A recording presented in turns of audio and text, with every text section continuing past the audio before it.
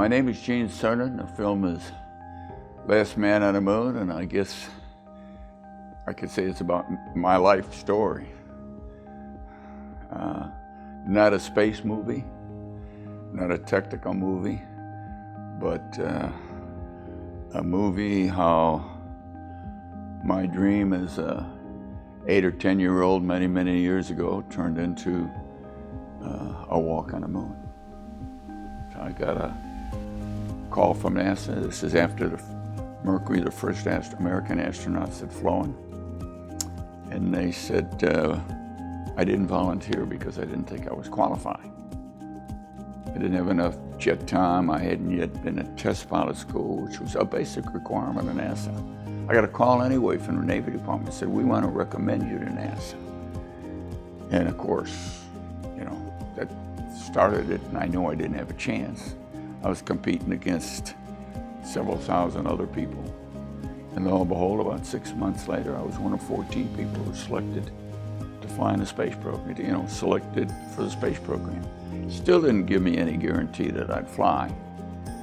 And I try to tell kids never count themselves out, because here I sit today, having flown 3 times, twice to the moon, walked in space, and lived on the moon for 3 days, drove a car on the moon. And there were many times I could have, you know, that mountain is too steep to climb. I'll never get to the top. Something kept me going, and I want to inspire the younger generations to come with that something, whatever it is, so that they too can be passionate about what they really want to be: a doctor, a teacher, an astronaut, a naval aviator, a scientist, an engineer. It doesn't make any difference. And some of the last words that are said in this movie, in this film, are, if I can go to the moon, what can't you do? You don't have an answer for that question, and neither do those 15 and 16 and 18 and 22-year-old young men and women. They can't answer that question, because there isn't anything they can't do. They can do anything they dream, they can make happen, because I've always said the dreamers of today are the doers of tomorrow. That's the movie, that's my story. A gentleman, a director, Mark Craig, read my book, Last Man on the Moon, and he was intrigued by it and became very passionate.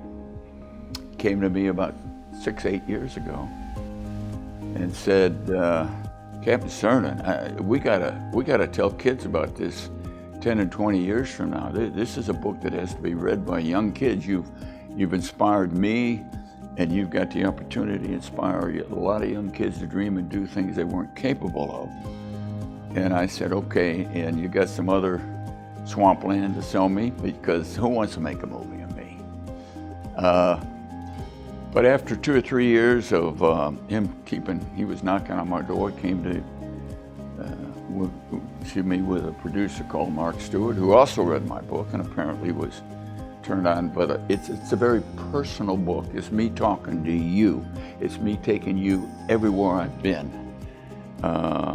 Most of my life, particularly in the space days of it. So that you could answer that question I know you all have. What does it feel like? What does it look like? Well, come with me. You can answer the question yourself. And then I began, well, maybe he is for real. And I agreed to entertain the project.